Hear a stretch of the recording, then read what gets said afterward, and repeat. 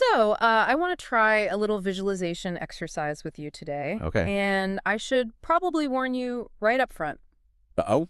Yeah, it's a little uncomfortable. In fact, if you're commuting right now, it might hit a little too close to home. I'm intrigued. Let's do it. All right. Just close your eyes for a second, or, keep them on the road if you're driving.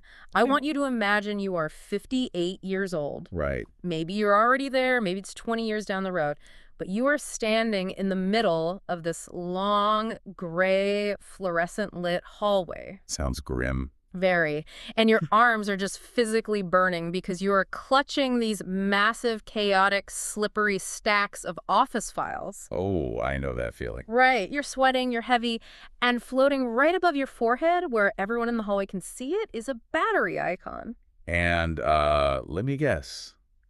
It is not a solid, reassuring green bar. No, no, it is definitely not green. It is flashing that angry, urgent red. No scent. Exactly. 10%, 5%. You are in low power mode. You're basically dimming the screen just to keep the system running. It's a really stressful image, but I mean, it perfectly captures the central metaphor for the stack of documents we're covering today. It really does.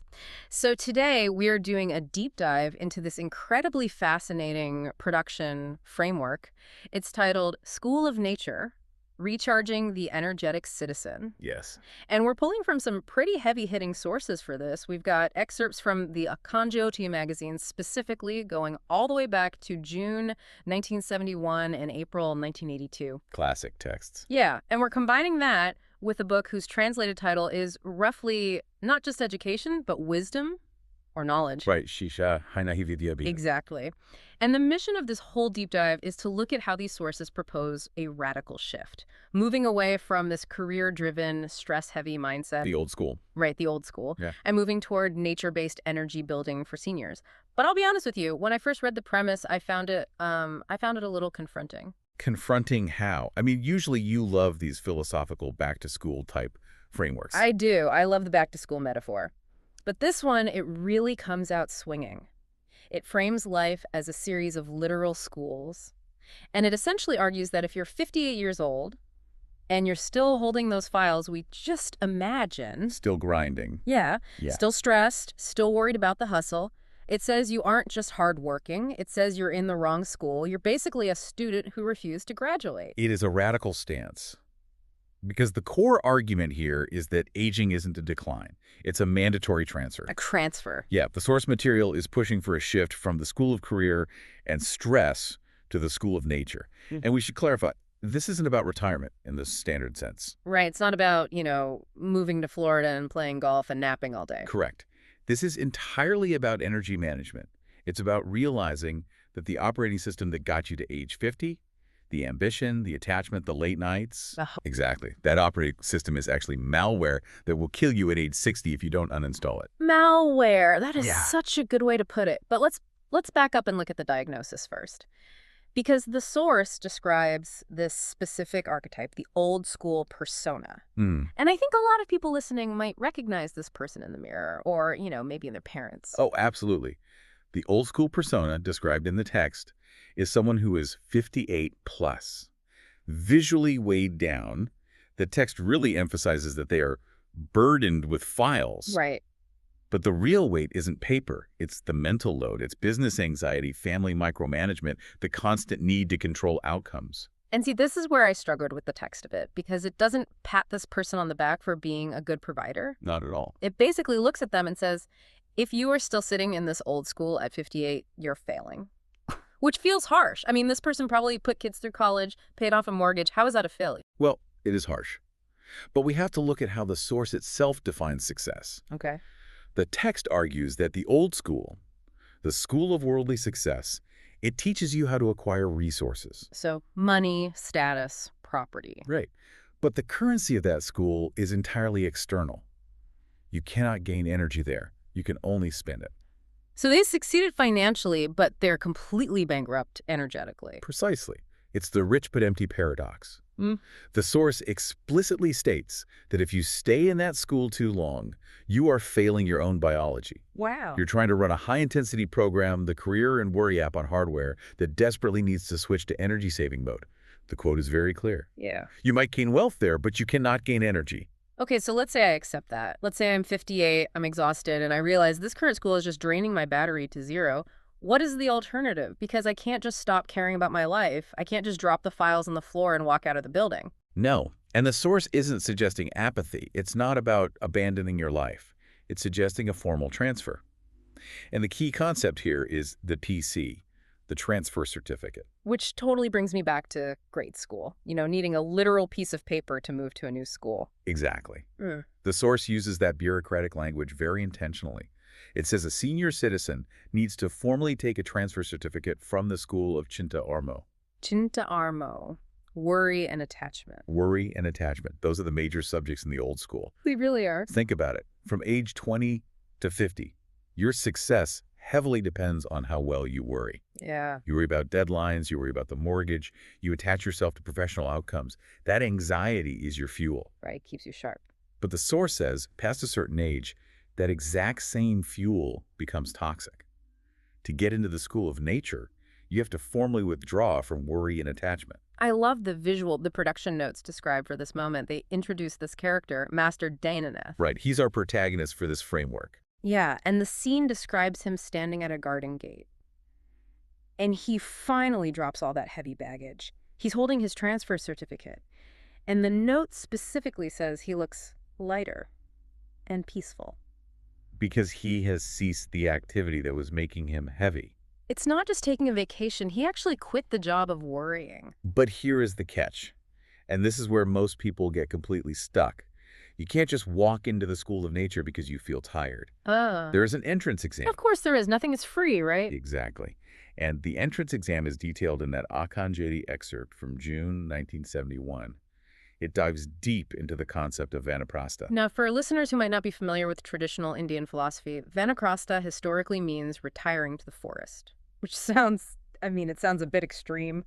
Are we telling people to go live in the woods and forage for berries? Thankfully, no. The source material updates this for a modern context. Okay, good. It explicitly defines the modern vanaprastha as living in the house, but learning to remain detached from family affairs. That is the entrance exam. Okay, I really want to drill down on this because that sounds incredibly difficult. It is. Living in the house but remaining detached, that feels like a total contradiction. If I'm in the house, I see the dirty dishes in the sink, I see my adult son making a terrible financial decision, I hear the arguments. How do I detach from that without just coming off as a jerk? It is arguably the hardest exam you will ever take. The source uses a very specific word, near-lipped, which translates to uninvolved or unpolluted. Unpolluted. I like that. The commentary suggests a complete shift in your status. You have to stop thinking of yourself as the owner or the manager of the house. You start thinking of yourself as a guest. A guest in your own home. Yes. Think about how you behave when you are a guest in a friend's house. Okay. If you see that they're running their kitchen inefficiently, or if their kids are throwing a tantrum in the hallway, do you barge in and reorganize their pantry?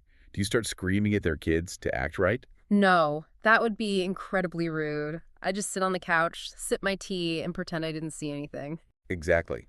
You observe, but you do not absorb. No. You don't take the weight of their chaos onto your own shoulders. The source argues that this old school instinct, the instinct to jump in, to fix everything, to control the environment, that is exactly what drains the battery. So the entrance exam for the School of Nature is simply, can you sit in the living room, witness the chaos of your family, and protect your own peace? Yes, it's a massive psychological shift. It's moving from being the CEO of the family to being like a consultant emeritus. That is the perfect analogy. You are available for consultation if they ask you, but you are no longer running daily operations. And the text is strict about this. If you cannot pass this exam, if you can't let go of the attachment, you don't get admitted. You're just a highly stressed person sitting in a nice garden. 400%.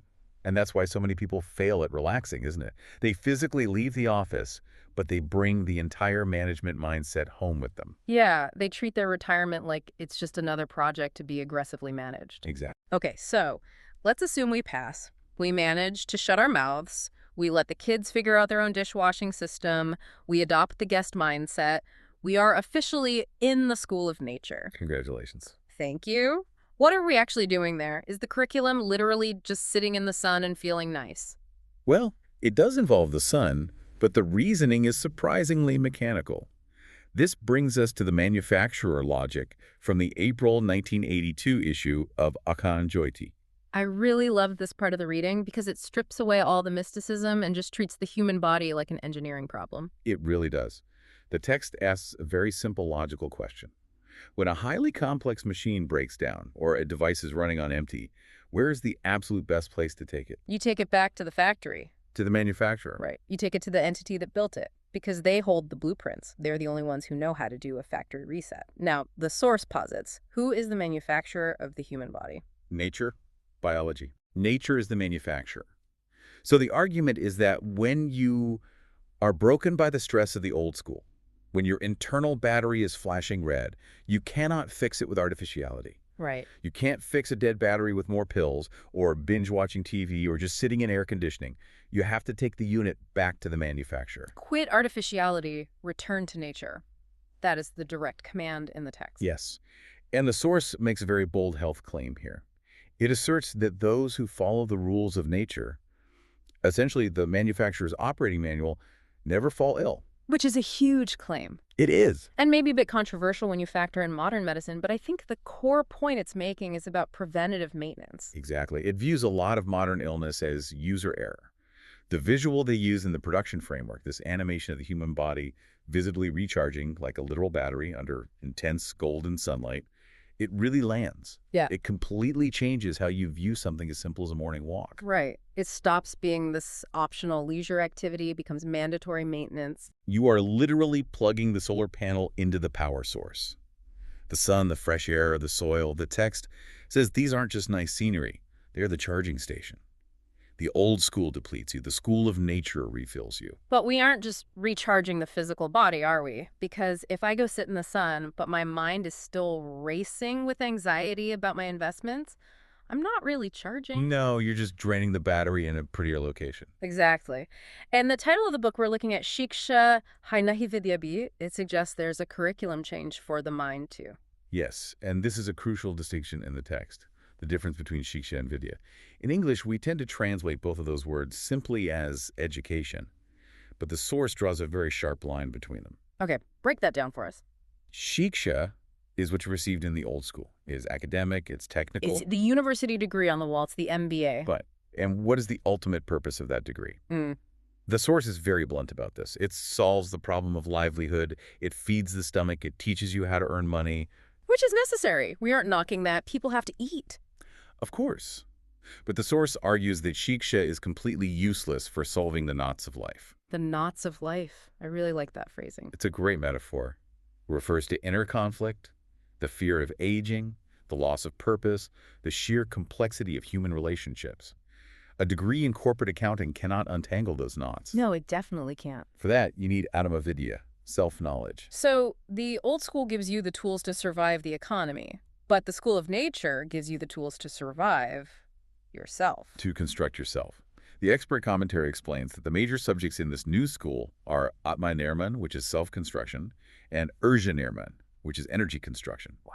The text boldly claims that standard degrees cannot groom life. They can only feed it.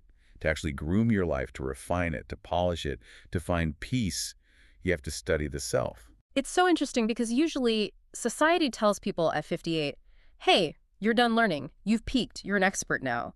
But this source looks at them and says, no, you just finished basic training. You figured out how to make money. Great. Now can you learn how to make energy? It completely reframes retirement. It's not the end of the book. It's the sequel. And it's a much more advanced genre. But, you know, simply agreeing with this intellectually isn't quite enough for the authors. The source implies that you actually need to do something physical to mark this transition. The ritual. Yeah. The sacrifice box scene. Talk us through this, because this is where the framework gets a little theatrical. It does get theatrical, but it serves a psychological purpose. The production notes describe a scene where the character, or essentially the listener, takes a physical piece of paper. Okay. And on it they write Purana school and fatigue, old school and fatigue, and then they burn it. They literally burn their old identity. Yes. It's a definitive psychological break. You are offering your tired, stressed self as a sacrifice.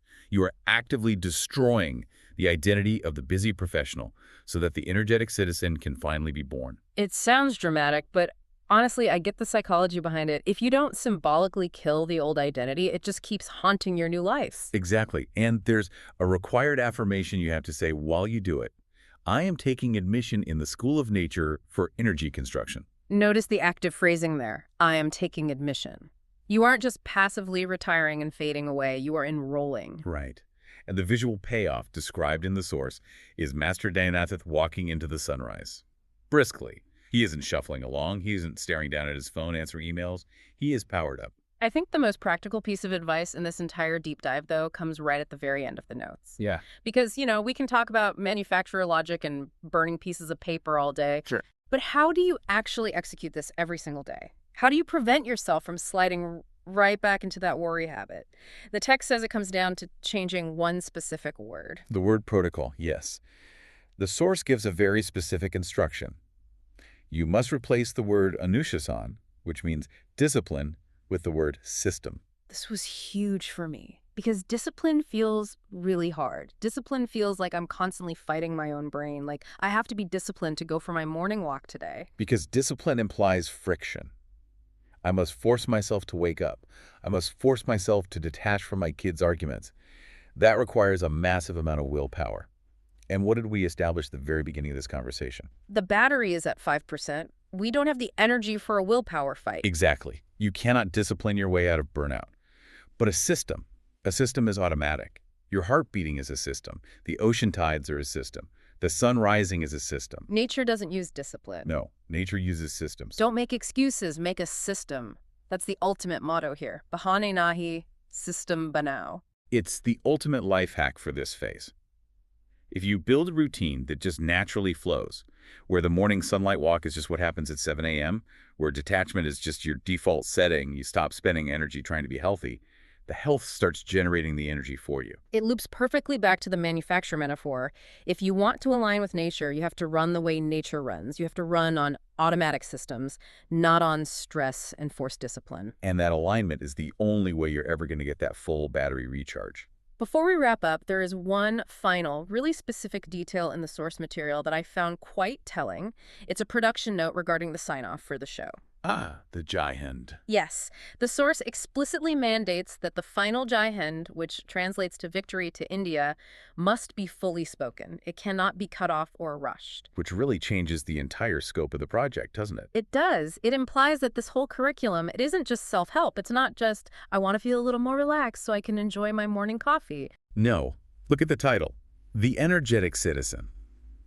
The underlying implication is that a drained, cynical, exhausted population cannot build a functioning nation. Right. By recharging yourself, by formally moving from the old school to the school of nature, you aren't just doing yourself a favor. You are becoming a more capable citizen. You are restoring your actual capacity to contribute to the world.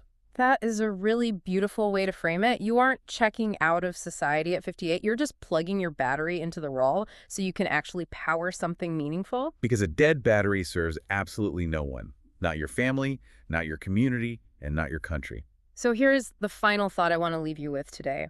I want you to go back to that image of the gray hallway. Look at that battery icon floating above your head. And be completely honest with yourself about the percentage. Are you still majoring in worry and attachment? Are you still trying to solve the deep knots in your chest using a degree that was only ever meant to put food in your stomach? And most importantly, have you actually applied for your transfer certificate yet? Right. Or are you just dimming the screen on your life?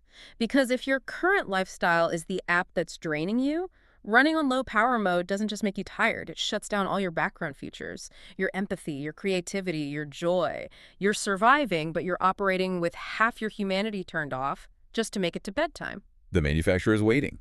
The admission is completely open. But you have to be willing to pass the exam of letting go. Don't make excuses. Make a system.